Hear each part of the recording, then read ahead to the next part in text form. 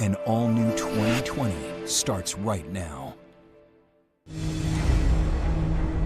He just kept stabbing and stabbing.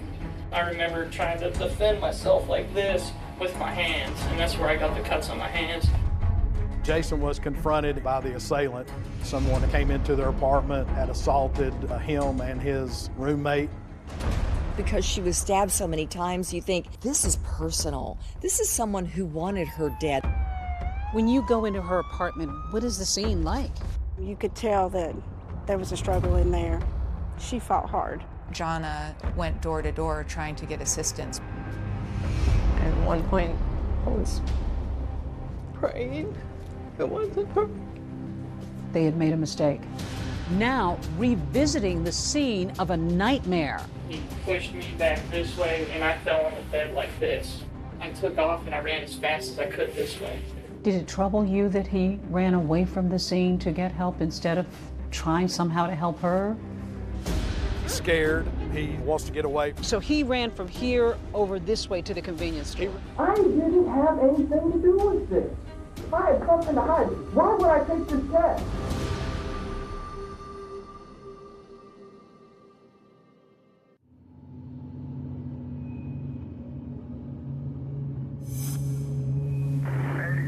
I believe that's next to Warren House, if I'm not mistaken. I'm Officer Dinah Kidd. I work for the Knox County Sheriff's Department. It was around 4:15 a.m. on the night of December 6th. It was real windy that night. We didn't have a lot of calls coming in. We felt like we were wrapping up our night because it was only a couple more hours till we'd get off. 8791. And then we get the dispatch call that says there's a young man that had ran to the Weigels.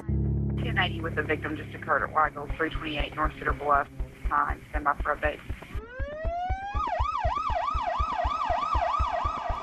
It's early morning in December when the clerk inside this convenience store gets a startling visitor. A young man who's bloody, pleading for help. He's barefoot and appears to have been seriously injured. Knox County 911. Yes, with the Weigels number at Cedar Bluff Road. Mm-hmm. There's a man that just walked in the store. He's heavily bloodied. Looks like he's been in a fight. A gentleman had called in from the Weigels on Cedar Bluff and stated that he had been attacked. When he ran up to the Weigels, he had blood all over his clothing as he entered into the gas station. He had a stab wound to his face. He had cuts on his hands. He was stabbed in the chest. So he did have obvious signs of trauma on his body. Does he need an ambulance? Yeah, that's what he said. Okay, can I talk to him, please? Sure, he wants to talk. All right, what's your name? Jason Amami. Jason? Amami. Now what happened? I just felt somebody stab me right in my chest. Somebody stabbed you? Me in my face. And that's the first thing I did was get up and run. He'd heard some noise. He came outside. He came out into the hallway, and he had seen someone in the hallway, which then came to him and attacked him. He eventually got away from the attacker, and Jason had ran out the door. He had on clothing that he was sleeping in, which was just a pair of shorts. He had left so abruptly that he didn't even take time to get his glasses or his shoes before leaving the apartment. He just ran out as quickly as possible to flee and get help. And while Jason Amami tells the clerk that he was able to get away, shockingly, he says he wasn't alone in that apartment. His roommate's still in there. Apparently somebody broke into his house. Is his roommate okay? He doesn't know. Is he okay? She was screaming very loud. Now, where's your address at? Redora Road. Redora? R-H-O-D-O-R-A. R-H-O? Park Apartment.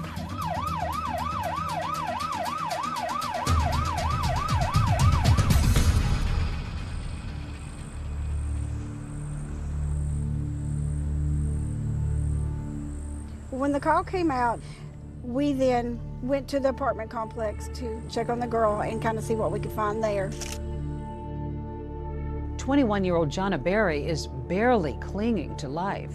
They found Jonna laying just inside an entranceway. She was face down and had multiple wounds to her body.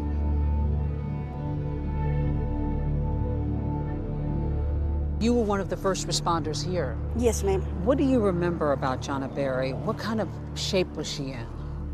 She was not in good shape. As soon as you opened the door, she was laying in the corridor at the bottom of the steps. Her apartment was at the top of the steps, and she was covered in blood.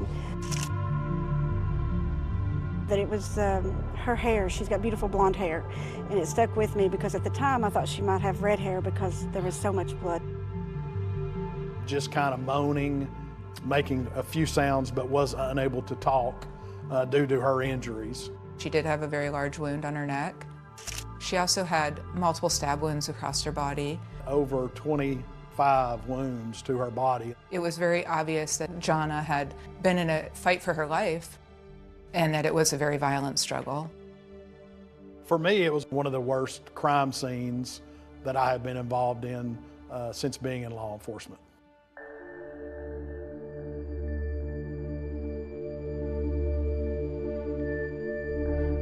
When you go into her apartment, what is the scene like? When we go up the steps and go into the apartment looking for the suspect or anybody else that's injured, the knife was in the floor, and it had blood on it, hair on it, and it was bent. There were 6 units in the apartment building.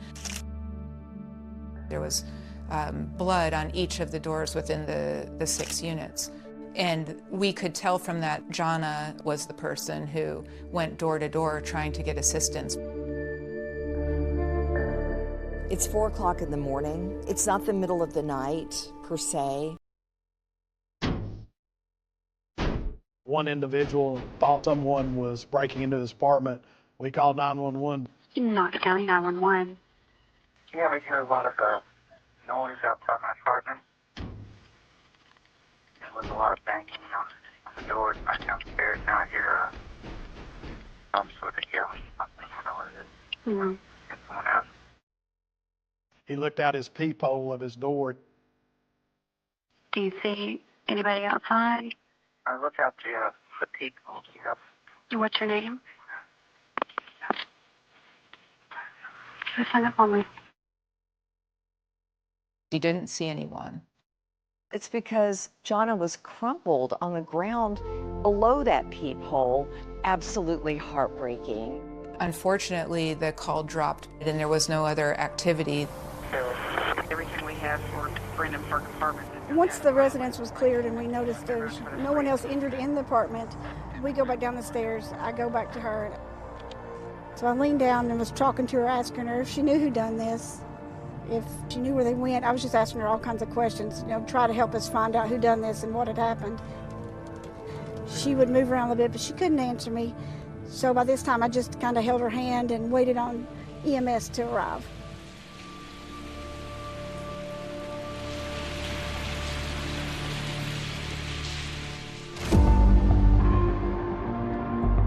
That night, 2 young people come face to face with an intruder.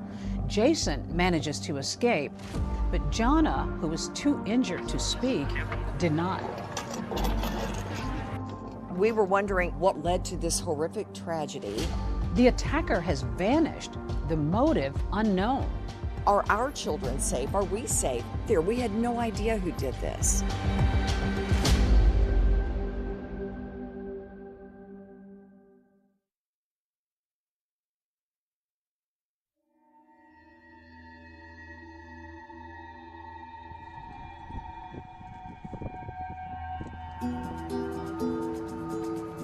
Police launch a full-scale manhunt across the Knoxville community. Inside that foyer, Jonna Berry is still alive, brutally wounded, and struggling to hold on. I just held her hand and waited on EMS to arrive. I remember distinctly that it was raining when I got to the scene.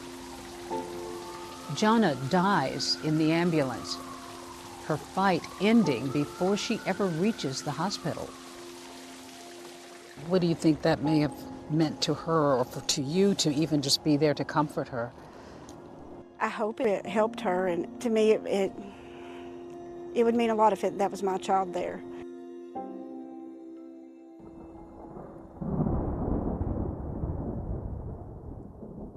It was 4 a.m. in the morning on December the 6th we got a phone call from Knoxville UT Hospital.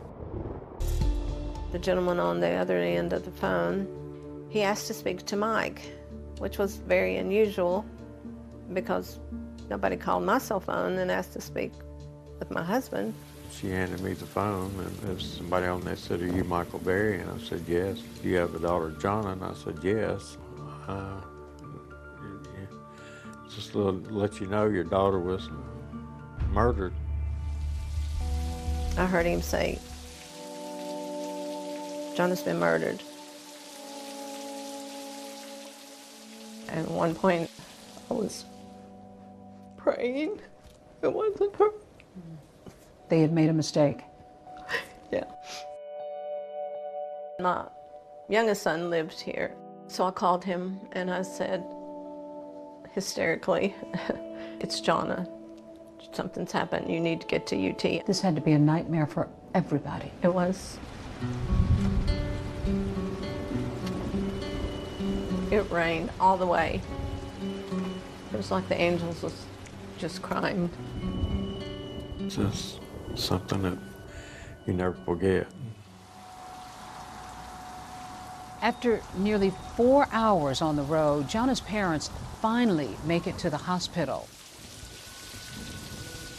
When we got there, my youngest son was in the parking lot. He said, "It's true, Mama, it's Jonna." Did you have any idea what happened at that moment? No. Yeah. The boys identified her body, which was very upsetting to me. She was in bad shape. Yes. I wish that I could spare them the heartache and the memory that they'll have forever. Jonna, smile to the camera, girl. Hey! Jonna grew up in a tight-knit family in Bristol, Tennessee. Take me back. Tell me what kind of a little child she was. Jonna was a very happy child. She was very ambitious. She did dance and cheerleading. 2 older brothers. She had 2 older brothers. They were very protective of her. You had a beauty salon, and I imagine she was running around. Yes, she would get a manicure. I polished her little nails. She always wanted makeup on and her hair done. She was my best friend. She was your best friend? She was.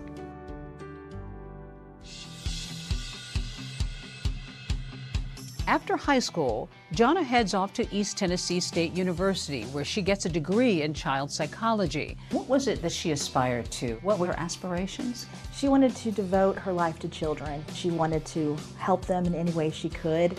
As Jonna grows older, her dreams for her future grow bigger, and she meets her fiancé, Jason White. Jonna got engaged when she was 20. Kind of young. It was young, but she knew what she wanted and she worked hard to get it. Jonna loves children, and that passion leads her to Knoxville, where she begins working toward a master's degree in child psychology. Most here consider this a safe slice of America, next to the Tennessee River. About 35 miles away, you'll find Dollywood, nestled in the Great Smoky Mountains.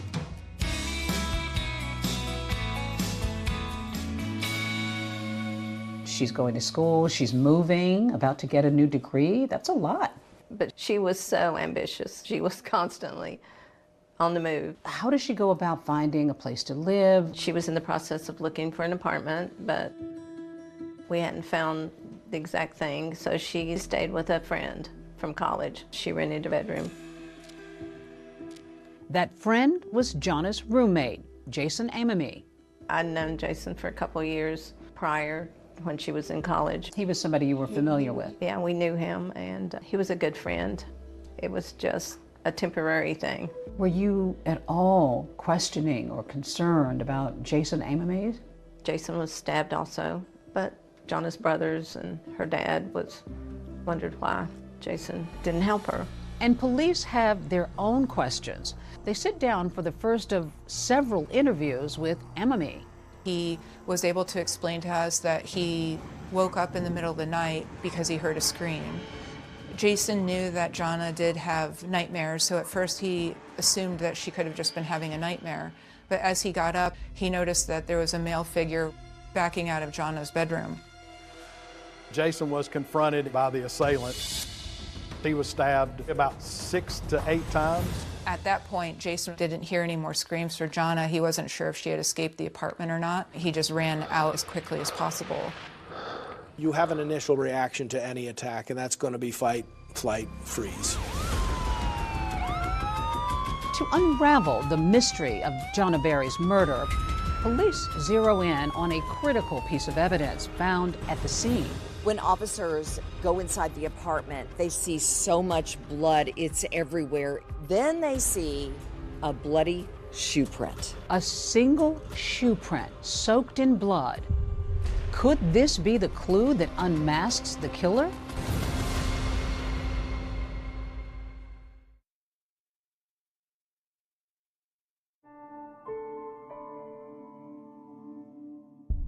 Jana was funny, charismatic, intelligent. She just had this aura about her that just drew people in. Who would want to hurt somebody that was so pure? Christmas was Jana's favorite time of year, her family says. And just hours before the murder, she and her mom were on the phone talking about picking up gifts for the holidays. I said, I did some Christmas shopping today, and she said, oh, I did too. We talked a little more, and we said good night, and I love you, and I'll talk to you tomorrow. The night she died, she had been wrapping Christmas gifts for children. Jana had them separated, in little piles, they said, with the kids' names on them. It just seemed so tragic right before Christmas. Fear gripped the city of Knoxville. A young woman savagely stabbed in her own home and her killer on the loose. 21-year-old Jana Berry and her roommate were stabbed in their Brendan Park apartment. It really left the community feeling unsettled. I'm a news anchor here at WATE in Knoxville, and I have covered the Jana Berry case since the very beginning. This seemed to be a crime out of nowhere. There were so many questions, and people were wondering what on earth is going on. To this day, Jana's mom, Joan, can't shake the image. Her daughter bleeding, terrified, pounding on doors, and nobody answering. When you heard that she frantically ran asking for help and nobody answered their doors, what did you make of that? It angered me at first. I can understand someone not opening the door at 4 o'clock in the morning. I can understand that. People don't want to get involved. Why couldn't you be more like Jana and want to help people? She would have helped anybody. Some of the folks in the apartment complex possibly could not have heard the knock on the door due to it being in the middle of the night and the bedroom being located so far away from the front door. Some people, we learned, were not at home. Detectives began a full-scale investigation, and there's one thing that is impossible to ignore: the sheer amount of blood in Jana's apartment. How bloody was this crime scene? There was blood not only in Jana's bedroom, Jason's bedroom, blood in the living room, blood on the back door, blood out the back of the apartment going down the stairs. Blood is on the doorknob, blood is on the floor, blood is on the door. Looked like there had been some type of fight in Jana's bedroom. This had been a struggle. Yes, you could tell that there was a struggle in there. You could tell that she fought hard. Numerous samples of blood were taken from the crime scene. The blood samples were sent to the TBI for analysis. This is the exit that the perpetrator took the night of the crime. We can see that this door is ajar. There's no evidence of a forcible break-in. Detectives wanted to find out was how the person got into the apartment without no forced entry being there. Was the door left unlocked? Did they have a key? Were they let in?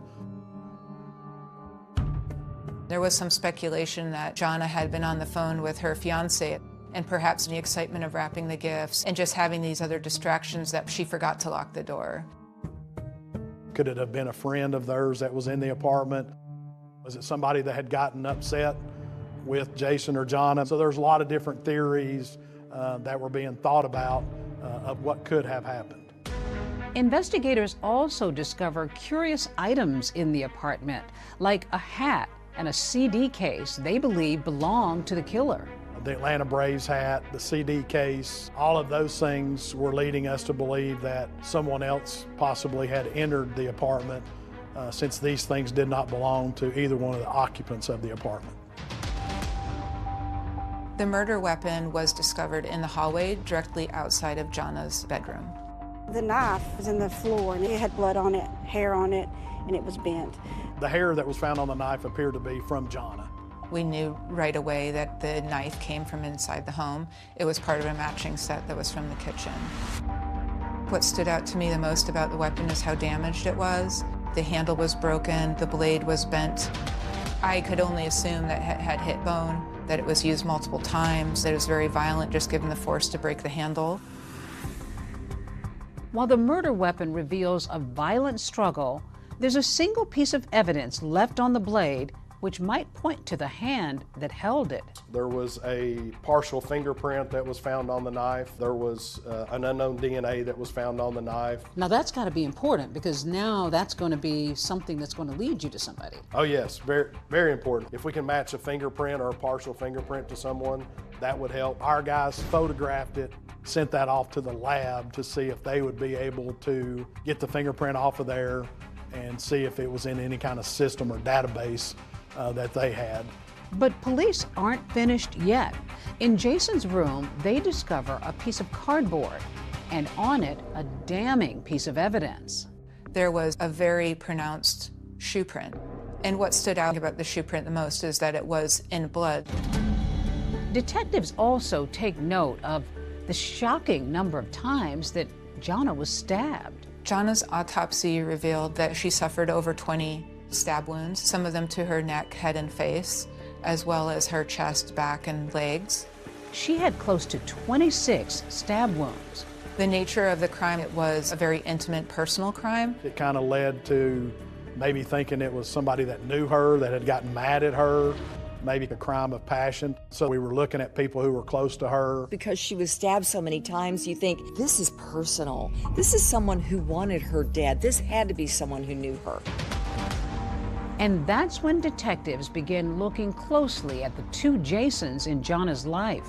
Could one of them know more than he's letting on?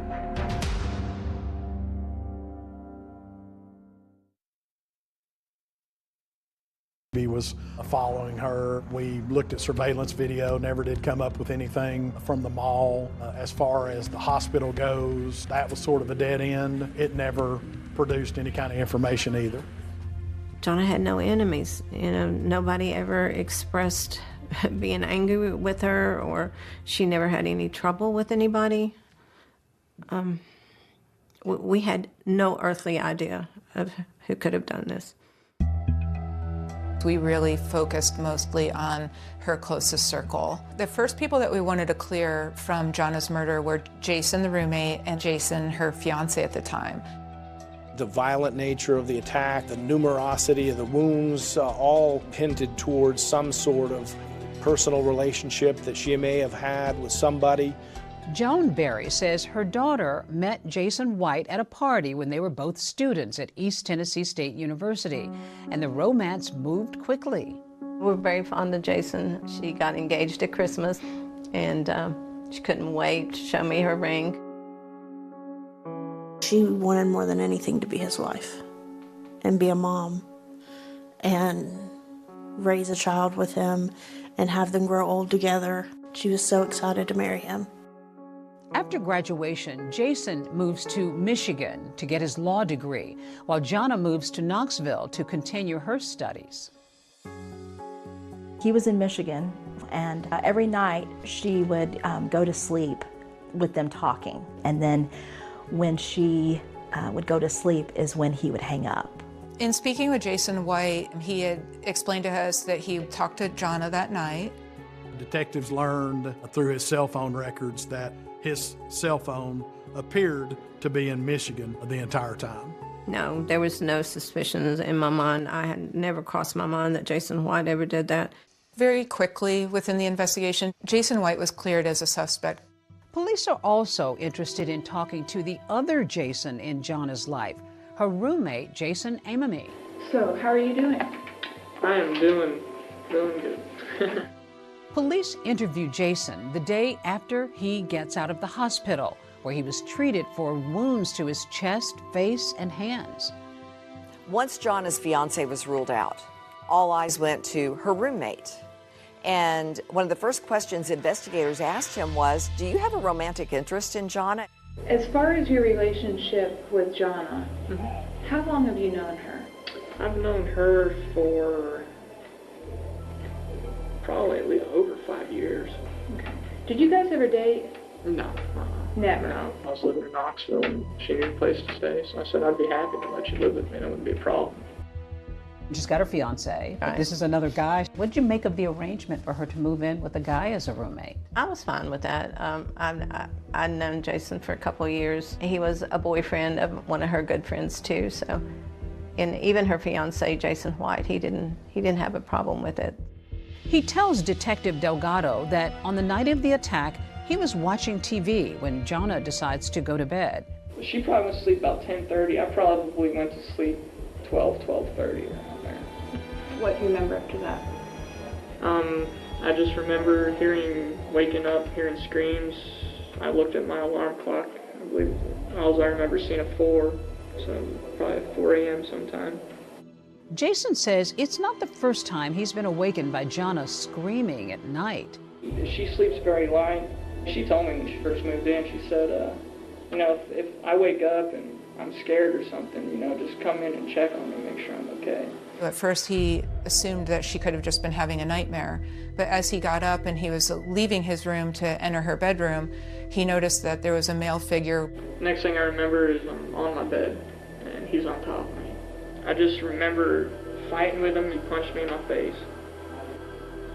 I kept telling him, I was like, what do you want? He just kept telling me, shut up, shut up.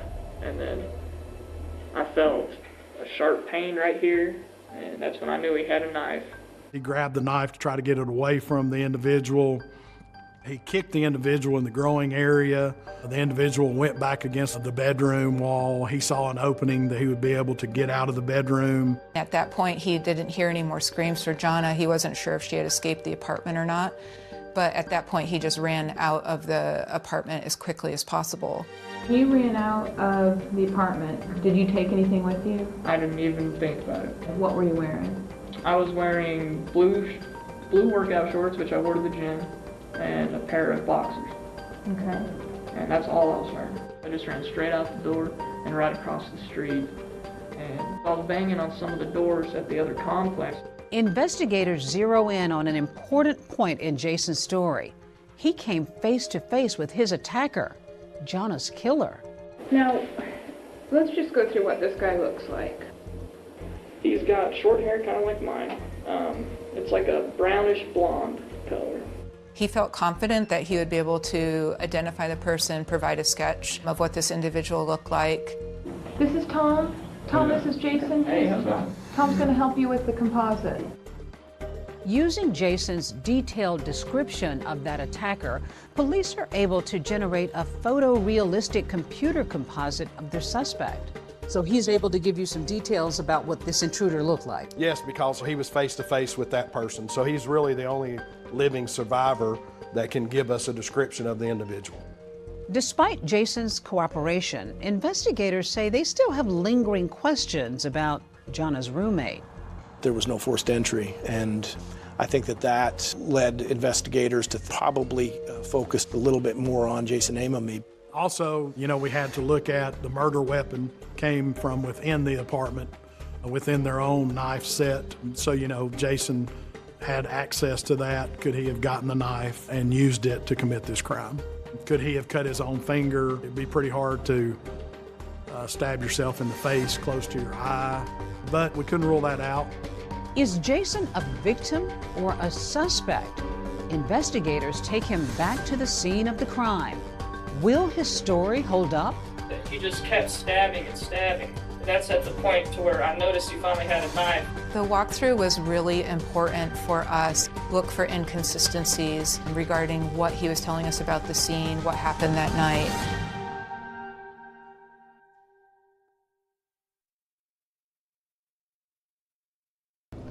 and now he's playing at her funeral. How does a family switch gears like that? You don't have no choice. We had no choice. But there's an unexpected guest at the funeral. Just 48 hours after he was released from the hospital, Jana's roommate, Jason Amame, attends the funeral. And so do detectives. There was a lot of chatter about the fact that Jason had run from the scene and leaving Jana there, essentially to die. People thought he had to have some kind of role in this because of his actions or inaction. Did it trouble you that he ran away from the scene to get help instead of trying somehow to help her? It did for a while, but you know, now after you have time to process things and really think about it, you know, I thought he was just trying to get out too, you know, because he was attacked. Detectives want an exact picture of what happened inside Jana and Jason's apartment. With his detailed play-by-play, Jason takes them as close as possible to being in that room when the attack happened. Date is December 9th, 2004. Time is 15:59. We had him look around to see if anything was missing, if anything had been stolen or disrupted. There was an Atlanta Braves baseball cap that was found in Jana's bed that was not there before, was not owned by Jana, was not owned by Jason Amame. The partial shoe print on the cardboard, the Atlanta Braves hat, those things were leading us to believe that someone else possibly had entered the apartment. In the sheriff's office video of the walkthrough, you can see that Jason's wounds from the attack are still fresh and visible. Still, he's able to calmly describe the evening's events in great detail. I came home from the gym and the door was locked. Jana was sitting right here. The walkthrough was really important for us to watch his body language, listen to him, look for inconsistencies regarding what he was telling us about the scene, what happened that night. He tells police the same story he did in his interview the day of the murder. Jana went to sleep first, he went to bed around 12:30, and then was awakened around 4 a.m. I heard a scream. I didn't say a word. My door was totally closed to my room. I woke up just from my sleep here, and I remember walking this way. He says he opened his bedroom door, which was closed. He was confronted by someone. And he is right there. And I'm still looking down, and I remember doing this and having him face me and grab me like this. And then he pushed me back this way, and I fell on the bed like this. At first he was confused. He wasn't sure if he was being punched or being stabbed. He just kept stabbing and stabbing. And that's at the point to where I noticed he finally had a knife. I remember trying to defend myself like this with my hands, and that's where I got the cuts on my hands. And Jason described pushing them back towards the wall of the bedroom. That information was corroborated by blood smear on the drywall. Jason says he no longer heard Jana screaming and didn't know if she had escaped the apartment or not. I took off and I ran as fast as I could this way. He said that when he left the apartment, he had to unlock the front door to get out. And as I ran through here and got the door open, I just ran. I didn't even stop in here. I ran down through here and down these stairs. So Jana's roommate goes running from this apartment complex. What route did he take? Jana's apartment is located over this way, so he ran out of the apartment complex. He saw a figure off in the distance. He thought it was the person that was still chasing him or looking for him. Came this way and looked closer at it. And I saw a figure come from behind this little cabana here and kneel down in between one of these bushes here on the other side of the pool. And it was kind of like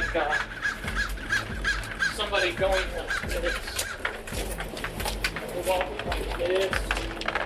After knocking on doors at a neighboring apartment complex but not getting any help, Jason takes off down the road. I think the biggest information that we got from the walkthrough was he felt like he was being pursued, and you kind of started to understand how and why he made it all the way to the 24-hour convenience store before he could summon help. I bolted down to the street. And I got behind the car and started yelling at the door. They didn't even stop. So I remember going just right next to these bushes here. I remember scaling right about this point right here. And then when I got to the door here, I looked inside, noticed the clerk. I got to here, told him to get help. After that minute-by-minute account that was consistent with his earlier statements, detectives are now less convinced that Jason could be the killer. But is he telling the full truth? When Jason was confronted by the polygrapher, he became very upset. Turn your chair around, let's talk. Yeah. Your scores were substantial, Faith. Where am I wrong then? I have told you the 100% truth. And new physical evidence leads to more questions than answers. There was Johnna's DNA, Jason Amomey's DNA, and there was an unknown DNA that was collected. They realize there's a third party that was in that room. And a twist so wild, not even seasoned investigators could see it coming. I felt very confident. This has to be our guy. Why would anybody want to cop to a crime they didn't commit?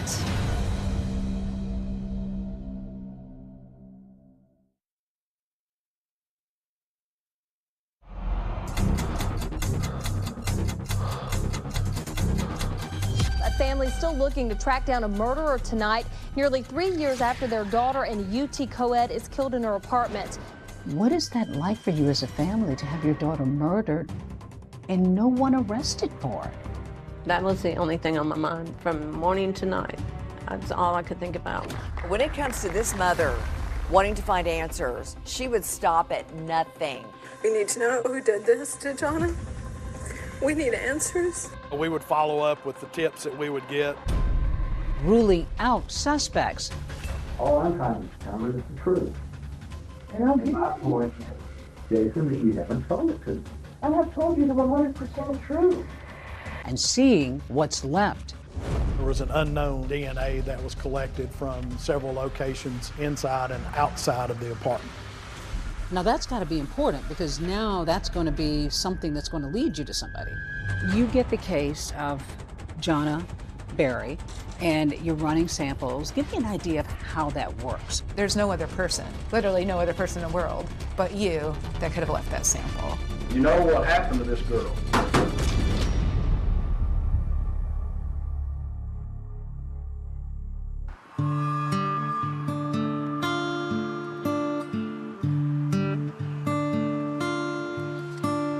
Here in Knoxville, we don't have a murder every day.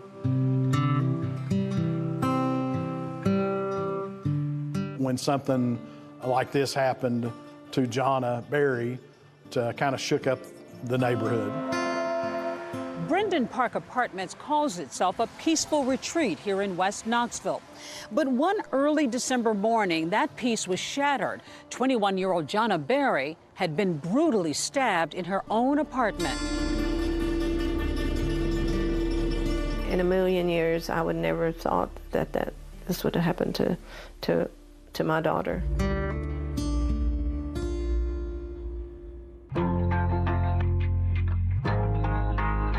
21-year-old Jonna Berry and her roommate were stabbed in their Brendan Park apartment on December 6th. The roommate who survived was able to call police, but Jonna didn't make it, and her killer is still on the loose. Based on the description that Jason gave us, we had a composite sketch made. This is who sheriff's investigators are trying to identify. He's in his 20s, about 5 feet 8 inches tall, 150 pounds. The thing about the composite, it has some really distinguishing features. Kind of almond-shaped eyes, widow's peak, kind of a blunted nose, but a white male. If you think you have information that could help the case, you're asked to call the sheriff's office. Leads were coming in, but leading nowhere. Meanwhile, Jonna's mom turns her grief into frustration. The weeks go by, no arrest. What is that like for you as a family to have your daughter murdered and no one arrested for it? We called every day. We would call the detectives. There was that feeling that detectives and the sheriff's office weren't doing enough, when in reality they were working this every day. There just weren't any answers. Jonna Berry's family is still upset over a lack of closure. I can tell you that the 2 detectives assigned to the case were running nonstop, chasing down leads, going through tip lines. All of those things were happening, but the end result wasn't there. It was very hard for me not to have an answer for Jonna's parents, and speaking with them on a daily basis, letting them know there's nothing new, there's no more leads. I became so worried that it would become a cold case and we would never get answers. I kept it in the media. I did everything that I could. You turned your grief into action. I did. I did. Yesterday, they were at the track in Bristol. Today, a church in downtown Knoxville. She called me every time she was doing something different. Hey, we're going to put flyers at the cleaners. Can you come? Joan used her own money to put billboards all over town, including a heavily traveled stretch of I-40. We had several billboards with Jonna's pictures, with the picture of the composite on them, and $70,000 reward. A local grocery store chain had information about seeking help to solve the unsolved murder on their delivery trucks. We handed out flyers. Family and volunteers put flyers on cars in the neighborhoods around through there. I don't think I could ever be as strong as Joan. She wouldn't stop. She digs in and she just goes. That was the only thing on my mind every day, from morning to night. That's all I could think about was who would kill Jonna. While the investigation has made little progress in naming a suspect, things are moving ahead on the forensics front. Inside Jonna's apartment, there was a very pronounced shoe print in blood. We ended up sending off the cardboard that the tread pattern was on, and we got information back from that this tread appeared to be this type shoe, Faded Glory. Most have sold at Walmart. The shoe print ID is the most promising evidence so far, leading detectives to their strongest suspect. We got a tip a few streets over from the apartment complex that an individual had been involved in some crimes, some thefts, and that led us to an individual named Michael Percival. He lived in a trailer park, probably within a few miles of the apartment complex. When we went into the trailer to talk to him, the carpet cleaner was sitting there next to the living room. A carpet cleaner isn't necessarily suspicious in and of itself, but what if somebody was using it to clean up blood tracked in on the bottom of their shoe? Detectives ask Percival if they can look at his shoes. Detective Delgado retrieved the shoes for Michael Percival, and she noticed the tread on those being similar to the tread that were found in the apartment in Jason Amamy's room. She kind of elbowed me and showed me the tread, and we were both kind of like, holy cow, these could really be, you know, the shoes. I saw Captain Hall, and he said, we've got him. He still had the shoes, Kevin, he still had the shoes. Everything looked like it was lining up for us. Michael Percival was the individual responsible for Jonna's death. But does the shoe fit? We can't believe what he's saying. You know, it doesn't make any sense. And there are more questions for Jason Amamy as his patience wears thin. 100%. I ain't have anything to do with this. Calm down. I'm getting out of here. I ain't getting out of here. Calm down. I feel like a suspect.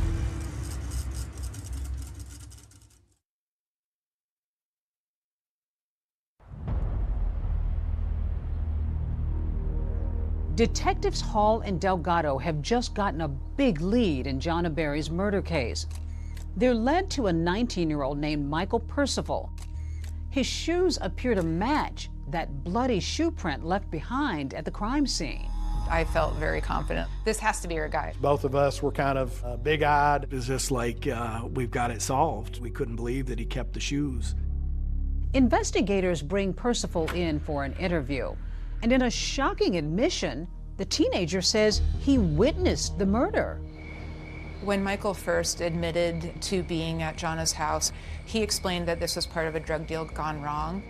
He said that he went there with a drug dealer to collect money from Jana and Jason for drugs that they had purchased. He said that he entered the apartment and this individual that he came with was stabbing Jana and Jason inside the apartment. But as detectives keep questioning him, they say his story just isn't adding up. There was nothing to indicate at all that Jason or Jana were involved in drugs, so it was very inconsistent with what we knew about the victims. Jana was never involved in drugs. She was very straight-laced. Investigators take a closer look at Percival's shoes that they believe might have been at the crime scene. We sent those off for analysis, and the analysis came back. It was not an exact match. Those were not the shoes. This was another dead end. Michael Percival was ultimately cleared. Why would anybody want to cop to a crime they didn't commit? We learned through the investigation that Michael Percival liked attention. Now, back at square one, investigators are re-examining the case. There's this one person detectives keep coming back to, and it's Jana's roommate, Jason Amami. While evidence such as the CDs, a baseball cap, and that bloody shoe print suggest a third person might have been in the apartment, detectives still have questions for Jason.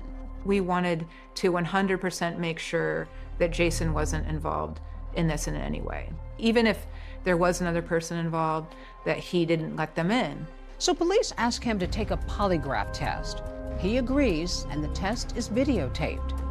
Are you ready to take this test? Sure. All right. If you would, let me take off my sweatshirt. yeah, if you would. One of the main reasons that we asked Jason to take a polygraph is just simply to see like how cooperative he would be with it. Do you know for sure who caused the death of Jana Berry? No. Did you have prior knowledge that the person who stabbed Johnny would be at your apartment that night? No. But then things take a sudden turn in the interview room when the polygrapher begins to interrogate Jason. Jason, I want you to listen to me. Yeah. You know, I think you're a smart boy, but you did a part on that test. Did I really? You really did. Turn your chair around. Let's talk. Yeah. Why do you think you failed the test? I don't know. I was 100% truthful. The polygrapher basically started interviewing Jason Amami and accusing him of being the killer. But I've been doing this for a long time, and there's something that you have not told me. Did you stab that girl? No. I did not stab her at all. Did you get just angry, perhaps, over something that she said or something that happened there? Never. And you just lashed out? Never. All I'm trying to determine is the truth. And I'm And my point is, Jason, that you haven't told it to me. Where am I lying then? I have told you the 100% truth. It was the first time we really saw Jason react emotionally, in the sense you could tell he was very angered and offended by the question. Are you saying I did it? I'm saying it certainly looks like it. It was confrontational. The polygrapher was not just asking questions, but was essentially involved in a heated interrogation. 100%. I didn't have anything to do with this. I don't care what that box says. I voluntarily took this. If I had something to hide, why would I take this test? Why would I do this? Why would I do this? Calm down. I'm getting mad here. I ain't You getting don't need to get upset. mad. Calm down. I feel like a suspect Calm now. down. Calm down. He's very, very upset. It took a little bit to get him calmed down. Police are reviewing Jason's test results when they discover there's an error. The polygrapher said that he failed the test. When we had two other polygraphers look at the results, they basically said that he passed the test. Besides passing the polygraph, detectives also aren't able to link that bloody shoe print or partial fingerprint on the knife to Jason, so he's ultimately cleared. Jason was originally from Colorado, and shortly after, he relocated back to Colorado. Michael and I traveled to Colorado and visited with him. He answered our questions and had time for us, and I'm sure this has affected Jason's life too. Jason has not only suffered the trauma of the attack, but he's also facing public scrutiny and innuendo. Jason was a good kid who got caught up in this and the circumstances of it and made a decision of flight that was involuntary and took a lot of heat and a lot of flack for that, and has. Weeks after the murder, a new bombshell development when lab results come back from blood at the crime scene. There was Jana's DNA, Jason Amamy's DNA, and there was an unknown DNA inside and outside of the apartment. Could this DNA belong to the killer? Detectives are racing to find out. That was the key to getting the person that did this. Wow, they're going to be able to find who murdered her.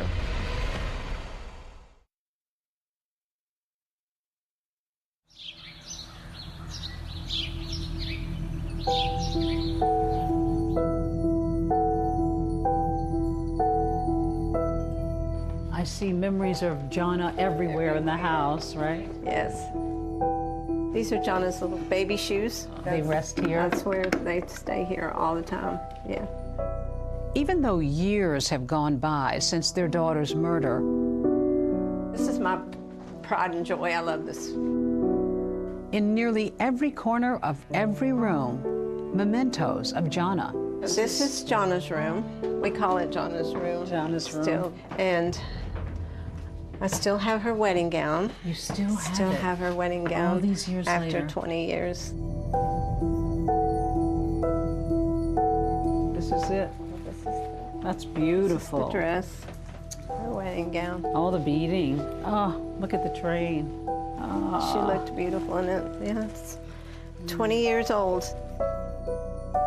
She had picked out a wedding band for Jason, and we bought it. So Jana's dad wears the wedding band. He wears it every day. Well, still got it. She worked so hard and did so many things. That was a small gesture. I'm glad that she got to experience being engaged and planning a wedding. Weeks after Jana's murder, investigators still don't have a suspect. But then a break in the case.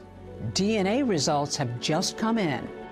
There were 3 DNA samples found at the scene: Jana's, Jason, and an unknown male perpetrator. The unknown sample, it was found in Jana's bedroom. It was also found in the living room, and it was found on the back door and outside on the back deck. And we know that they exited out the rear of the apartment because the unknown DNA is not only on the back door, but it leads down the back stairwell. We found no unknown DNA on the front door or leading out the front door. Detectives also make a key discovery on the murder weapon. There was an unknown DNA that was found on the knife. The race is now on to find out who the DNA belongs to. We thought they're going to be able to find who murdered her. But after running that unknown DNA through a law enforcement database, investigators get some disappointing news. The DNA comes back to us. There's no one in the system that comes back to. They don't know who it belongs to. It seemed unusual to us that a person would commit a crime with such violence if they didn't have some sort of other violent history. They ran the DNA and no match. No match. While meeting with investigators, Joan learned something else that shocks her. Tennessee doesn't take DNA if you're arrested for a violent crime, only if you're convicted. I was absolutely shocked, and I even said, wow, well, that needs to be changed. And that's exactly what Joan does. For more than 2 years, hoping it might lead to her daughter's killer, she pushes for a new DNA law. I would go to the Capitol and introduce myself and ask them if they would support the DNA law. We're talking about any violent crime such as murder, rape, even robbery. Those people arrested would have to submit their DNA. Joan is a fighter, and she rose up like a phoenix. Jonna Berry was her name, and her parents, Joan is sitting in the back of the chamber here with me today, have been on a crusade. Well, a victory today for family and friends of murdered UT student Jonna Berry. I think this is a very important bill for every citizen in the state of Tennessee. You pushed and pushed, and you got this law passed in Tennessee. You changed the law. Yes, we did. Jonna's law. It is. It's called the Jonna Berry Act. But ironically, even after changing the law, Joan discovers there's still no match with that unknown DNA in her daughter's case. How did you find the strength to keep pushing? And this was the most important thing in the world to me, to find out who murdered Jonna. When it comes to this mother wanting to find answers, she would stop at nothing. To keep her daughter Jonna's name out in the public, Joan goes on national talk shows. Joan, what has it been like all these years? There's no words to explain what we've gone through. She even goes on the Montel Williams show seeking a psychic's help. Really need to know, we need to know who did this to Jonna. We need answers. Heartbroken warrior. That's who Joan is. That was my prayer always, to have an answer. And I believed in my heart that God would answer my prayers. Even if it took a while? Mm-hmm. And one day he said, "What are you worried about? It's gonna be okay." As the investigation into Jonna's murder went on, it really expanded. Thousands of tips came in. We would follow up with the tips that we would get. Every person that we came in contact with, we asked them to voluntarily commit to a DNA sample. We looked into any person that we possibly could, but it was just dead end after dead end. Then, about 2.5 years after Jonna Berry's death, So in this lab, we actually have dual a purpose. forensic scientist makes a key discovery. I said, oh, wow, this might be something. Our chief of detectives called and said that we all needed to get together. He needed to talk to us. And he's like, get here as soon as you can.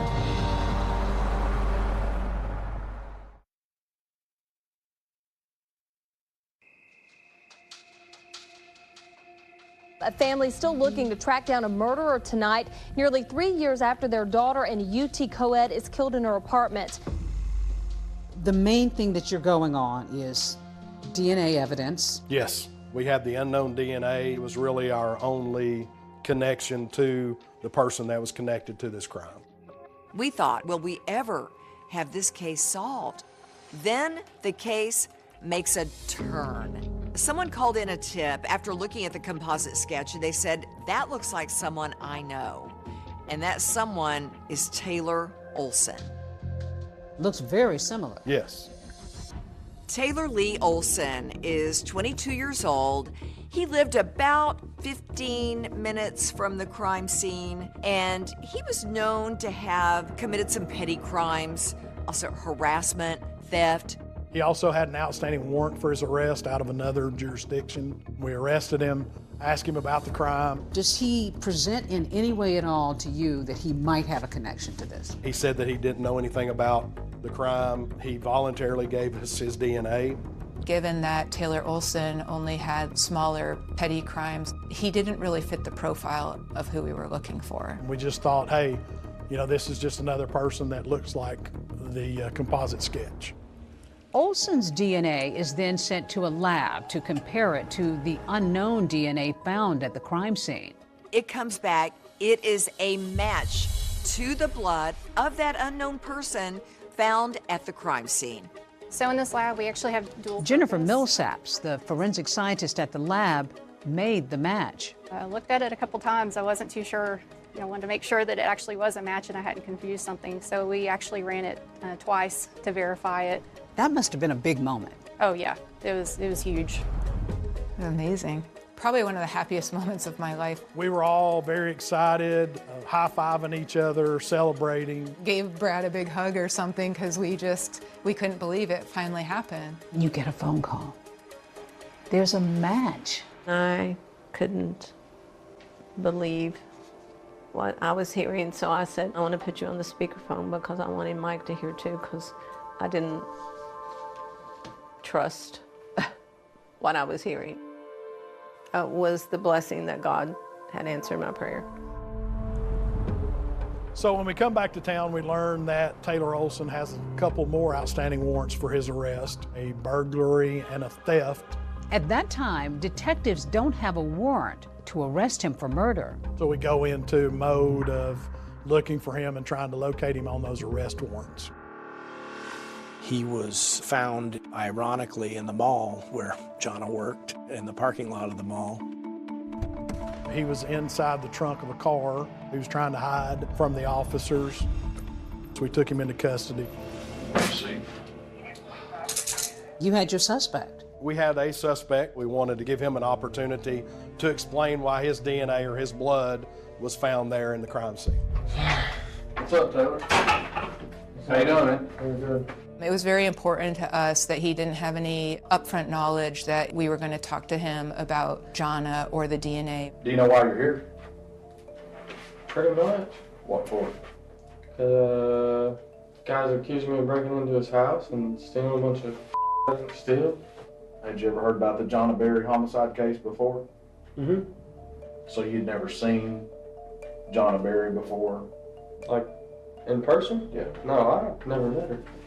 Detectives decide to confront Olson with the DNA evidence. After I sent your sample off to the TBI lab, they got us a report back. It's a match for your DNA being in Jonna Berry's apartment. Is this a joke? No. Like, I really don't know anything like it. Trust me, it's not a joke. Is there any reason that you can explain your blood being in Jonna Berry's apartment? My blood was in Jonna Berry's apartment. Right. You're serious?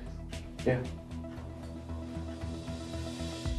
He was very adamant that he was not there. He denied any involvement. You think killed someone? I'm just talking about the evidence, is what I'm talking about. I've never killed anyone. We knew he was there, of course, because of the blood, his DNA being there. So we're here to give you an opportunity. Okay. To, tell us what happened, why you were there, and why your blood was there. I have never been there. I don't know killer. I haven't killed no one. I've never killed anybody. Never. There was no doubt in my mind at that point that this was the person that we'd been looking for. We have your blood there. So I'm pretty much huh? We're giving you the opportunity to explain. I don't have an explanation. What happened? Finally, we were just like, hey, he's just going to keep going and going with his story, and nothing's ever going to change. It almost seemed like he thought that he was going to get away with it. Olson is questioned 3 days in a row. And on the final day, investigators are about to make a breakthrough. I've been sitting out here in the hallway listening to this that you're talking about, and I'm just about sick of it. Why did you do this to this girl? And finally he said, okay, I was there. I can't believe this happened. You got the knife away from that person, went kind of crazy.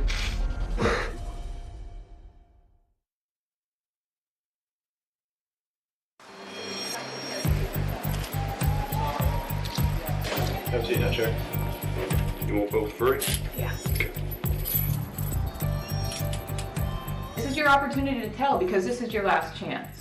Your last chance to get your voice out there. You tell your side of it. We already know her side. On his third day of taped interrogation, Taylor Olson continues to deny any knowledge of Jonna Berry's murder.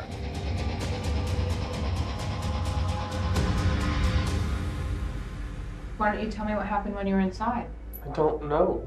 He would just say, I don't have an explanation, don't have an explanation. So finally, we just said, enough's enough. Taylor, I've been sitting out here in the hallway listening to this you're talking about, and I'm just about sick of it. You know what happened to this girl? Look at this. You were there. You know what happened to her. We know you were there. The evidence shows you were there. Why did you do this to this girl? Huh? Why'd you do that? And that's when you really saw Taylor change. Like once he saw the crime scene photo, this is what happened, this is what you did. Like, you need to talk about this. Finally, with evidence of the crime staring him right in the face, Taylor Olson begins sharing his own account of the night of the murder. I just didn't understand what happened. I just Did you thought have I blood? got too Did you drunk. have blood on you? Were you cut? I don't remember if I was cut. Eventually, more details begin trickling in as Olson says he was out that night with a friend named Noah Cox. Me and Noah went out and jacked a CD player out of a car.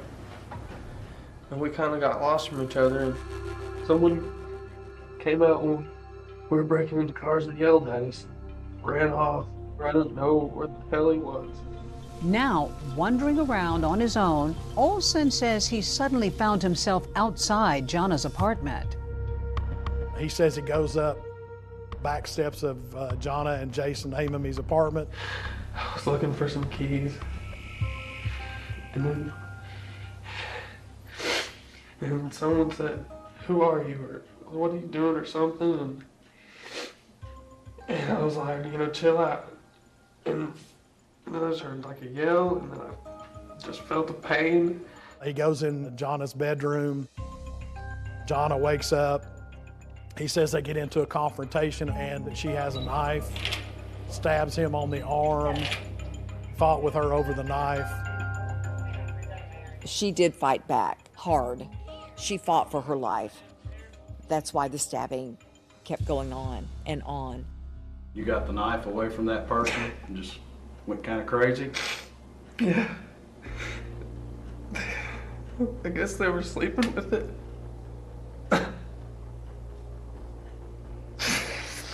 I just freaked out. As for Jason Amami, Olson says he had no idea that another person was in the apartment. I didn't even remember anything about the guy until the news said it was 2 people. I didn't realize everyone got hurt like that. Did you just go in there and things just went wrong? I really don't know her, man. I've never met her. There's no reason for him to select that apartment other than the fact that it was the first apartment he came to that had an open door. And Jana, according to her mom, was a stickler for locking the door every night. Nobody knows why the door was unlocked on that night. After nearly 3 years of unanswered questions, with investigators looking at people in Jana's life and complete strangers alike, Olson's confession is startling. And to wind up having a random person, a break-in, nobody who's really connected to her, that's not common, is it? No, not really. It wasn't. It was a surprise to us, and I think everybody else was kind of surprised too. Now that Knox County detectives know Taylor Olson's full story, he prepares to tell his mom and sister the truth. Would you rather talk to your mom on the telephone, or would you rather talk to her in person? I'd like to see her. She really is being a mom. You kind of have to feel for her. What's going on? What has my son done? What happened, Tay? The truth. Taylor, I love you. It was an accident. Are you sure, Taylor? Taylor, I need to know. It's okay. I want to know the truth, okay? I could tell you. Okay. You'd rather have an attorney, that's okay, too. Did they offer you one? Yeah. When did you tell him the truth? How did that come about? I got my blood's on the knife. And my blood's like in Then the why did they back let door. you go? Did they get the DNA back? Okay, and it matches? Taylor, okay. Listen, I'm gonna help you. I want to make sure that this is for real and that you did it. No, I don't know. And at that point, you feel their brokenness over this horrific crime. Taylor, I want you to know something. I want you to start praying because there is a God. Do you hear? And He loves you and will forgive if this is true. I'm so sorry, Mom. After coming clean to his family, Olson now faces the press. Did you mean to kill her? Why did you do it? Was it an accident? But you stabbed her 26 times. And his look was one of complete surprise, shock, baffled. He told reporters it was an accident. How's that an accident? Accidents happen one time, not 20 plus. No, that angered me that it was an accident. Well, after 33 months of wondering and waiting, Jonna Berry's parents finally came face to face with the man charged with killing their daughter. 22-year-old Taylor Olson, he's facing 7 counts, including first-degree murder. But just as Taylor Olson is about to go on trial, he does something that utterly rocks everyone involved in the case. You finally are getting to court, and then you get shocking news.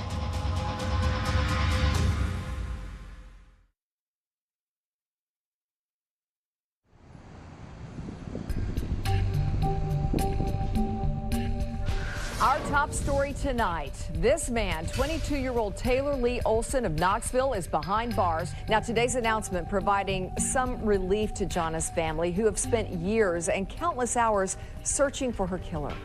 What was that like for you to see him and to come face to face with him in court? You look at that person and it's like, I know you're not supposed to hate anybody, but I hated him.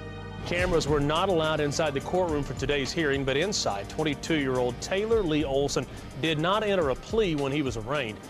Olson faces a 7-count indictment, including 3 counts of felony murder and 1 count of first-degree murder. They're planning for a trial, and then we get word Taylor Lee Olson is dead.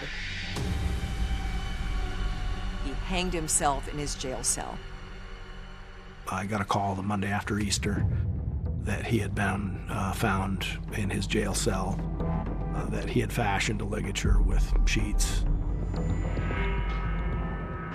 You finally are getting to court, and then you get shocking news. He's taken his life. When I got the news, I became very upset. I even cried. What were the tears for? Just tears of relief, because we don't have to fight the system. But Joan Berry wants confirmation with her own eyes that her daughter's killer is really gone. I called the DA's office and I said, I know you probably think I'm just a crazy old woman, but I want to see him dead, just the way I had to look at my daughter, dead. Joan and Mike wanted that. We met in the conference room in the district attorney's office and showed them photographs of Taylor Olson's autopsy. To some people it might sound cruel, but I think it gave me some closure. I think that the Berrys needed to see the photos of Taylor Olson because they were deprived of the right of a trial. Though there's no trial, the case isn't exactly over, because in writings left behind in his jail cell, Taylor Olson tries to argue his innocence from beyond the grave. I read a bunch of letters, said, I didn't do it. Then hung himself. That's a coward's admission of guilt. Olson writes a long note called The Story, where he tries to shift blame by bringing back a familiar name.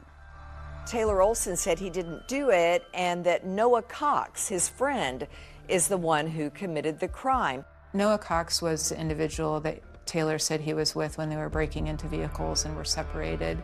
In an audio recording with investigators, Noah Cox denies breaking into cars with Olson that night, and he's adamant that he was never in Jonna Berry's apartment. Mr. Cox, were you present in the apartment when Jonna Berry was murdered?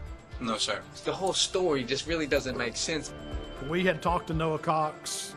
He had submitted to a DNA sample. His DNA didn't come back as a match to the unknown sample.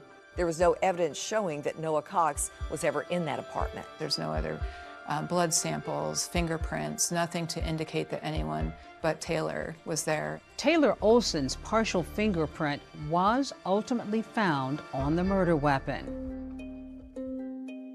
Was there any part of you that felt any sadness for I the felt outcome? sad for his family. 2 families' lives have been ruined, you know, painfully. I'll never see my daughter again. Now they'll never see their son again. Through their pain, Joan and Mike Berry stay busy, focusing on the laws they've changed and all the victims they've helped. And now here we are at the TBI, where there is big change. There is change. There's now a memorial to Jonna at the Tennessee Bureau of Investigation's Knoxville DNA lab. Long after we're gone, she'll still be helping others. To be able to have made that kind of change in a state law, that must be gratifying, even in the midst of your heartbreak. It is very gratifying, but it's also sad that this had to happen to my daughter. And when Joan and Mike aren't tirelessly fighting for victims' rights, every senator vote on the bill. Every senator vote has every senator voted. You do remember that one? August the 26th or 21st birthday. they take time to savor the bright, wonderful memories their daughter left behind, including a note written to each of them on her high school graduation day. I still have the letter, so I'd like to read it to you, and it says, "Dear Mom, I want to thank you for being my mom. You have always been the one I could turn to, no matter what. The only true friend that I've ever had. I only hope that someday that I'll be a mom as good as you are. I hope that I have made you proud, and I hope I will continue to make you proud in the future. I love you, your daughter, Jonna." I love you guys. She loved life. You know, I can still see her in her little red convertible with the top down and her ponytail blowing in the wind. Jonna, smile to the camera, girl. Jonna's dead, but she's not dead in my heart. I plant flowers in her memory. Sometimes I'm outside, I think butterflies remind me of her. So she's still with you? She is.